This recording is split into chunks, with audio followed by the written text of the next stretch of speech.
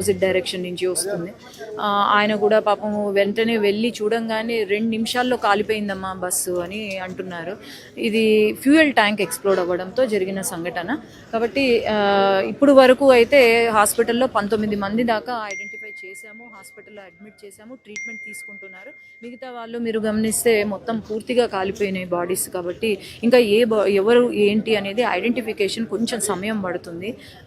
మొత్తం 40 మంది దాకా ట్రావెల్ చేస్తున్నారు, 19 మంది అక్కడ ఉన్నారు. కాబట్టి ఇంకా మనం ఎంతమంది చనిపోయారు అనేది మనకు తెలుస్తుంది. డ్రైవర్ నిర్లక్ష్యంగా కారణంగా జరిగిందని అంటున్నారు. దీన్ని ఎలా చూడొచ్చు మేడం?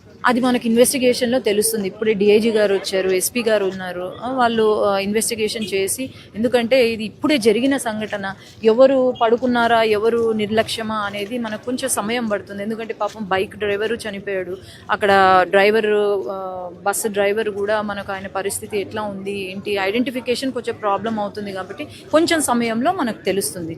ప్రైవేట్ ట్రావెల్స్ యజమానులు సేఫ్టీ ప్రికాషన్స్ ఉన్నాయా లేదా, ప్లస్ డోర్ కూడా తెలుసుకోవట్లేదని చెప్తున్నారు. అంటే చాలా మంది విండోస్ పలగొట్టుకొని బయటకు వచ్చినారు, లేకుంటే అది కూడా సంఘటన చాలా ఘోరంగా జరుగుతుంది అంటున్నారు. సైంటిఫిక్గా మనం ఆలోచన చేస్తే నాకు తెలిసి డోర్ తెరుచుకోకుండా ఉండడం ఎందుకు అంటే అది ఫ్యూయల్ జామ్ అయ్యి ఎక్స్ప్లోడ్ అవ్వడంతో మేబీ దానివల్ల జామ్ అయ్యి ఉంటుందేమో, అది కూడా మనం ఆలోచన చేయాలా.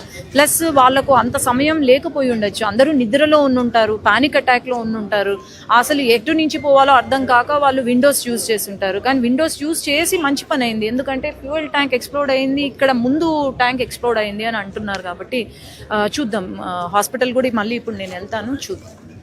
ఏదైతే ఫ్యూయల్ ట్యాంక్ అయితే బైక్ ఫ్యూయల్ ట్యాంక్ పేలడంతోనే బస్సు ప్రమాదానికి గురైంది అంటున్నారు. అయితే ఈ సంఘటన స్థలంలో డ్రైవర్ కూడా పరారులో